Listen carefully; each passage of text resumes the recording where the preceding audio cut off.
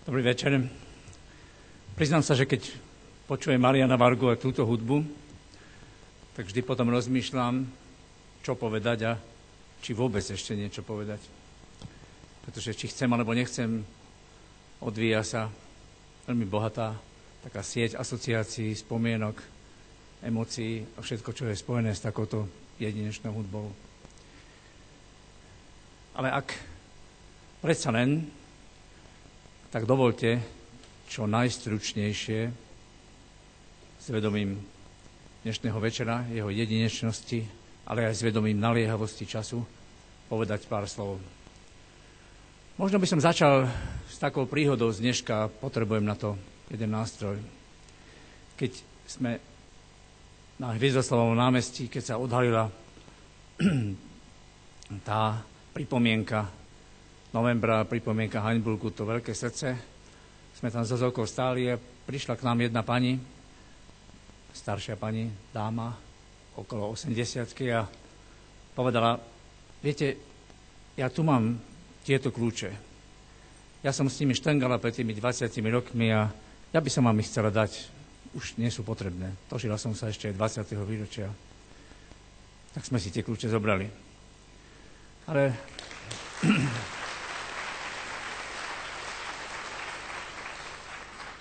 prešli sme pár metrov a pristavili sa pri nás dvaja mladí ľudia, chlapec a dievča, študent a študentka. Pozreli sa nám do očí a opýtali sa, počúvajte, vy ste vážne spokojní s tým, čo tu dnes je, čo sa vám podarilo dosiahnuť? Vy proste toto všetko, čo tu je, toto vy považujete za kvalitu demokracie? Veľa sme z toho si s nimi nepovedali, ale otázka so mnou leží doteraz. Ja by som predovšetkým chcel povedať, že aby sme si spolu teraz uvedomili, aké sme spoločenstvo. Spoločenstvo, ktoré spoznalo zúfalstvo aj porážky, ale ktoré zažilo aj znovu oživenie, z mŕtvych stanie a ktoré sa predsa len dostalo k nejakým veľmi zásadným a hlbokým a priaznivým zmenám. Priznám sa, že by som bol rád, keby som v tomto spoločenstve videl aj tých ľudí, ktorých spomínala Zuzka, to znamená Milana Kňažka, Jana Budaja, Fedora Gála, Petra Zajaca.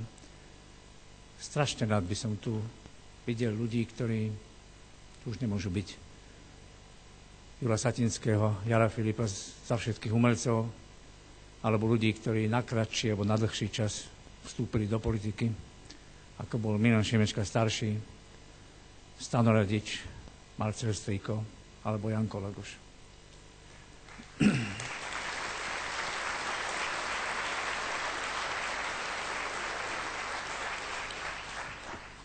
Priznám sa tiež, že by som tu rád videl aj ľudí, ktorých stále považujem za našich spoločníkov na tejto ceste, ktorí tu z rôznych dôvodov dnes nie sú. Menujem za všetkých aj Bélu Bugára.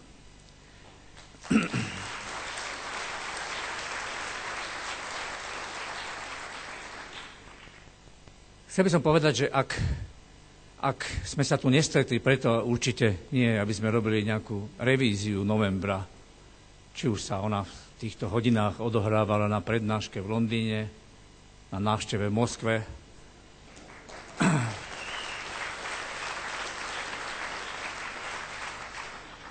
alebo na ideologickom školení mužstva na pôde Čuduj sa svete Slovenskej akadémie vied.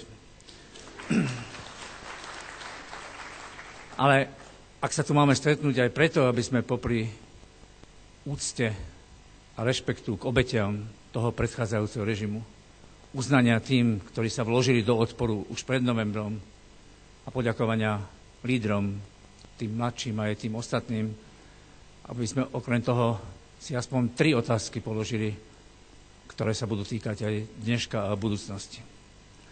A myslím si, ak nemáme len nostalgicky spomínať, mohli by sme sa opýtať, že vlastne prečo je to tak, že sa ľudia dnes cítia odsudzení od politiky, osobitne od stranickej politiky? Je to iba chyba tých občanov? Ak volebná účasť u nás nevzrastá a ak sa ani podstatným spôsobom nezvyšuje, skôr naopak znižuje, vloženie sa ľudí, vklad ľudí do rozmanitých foriem občianskej alebo politickej participácie, je to iba chyba tých voličov?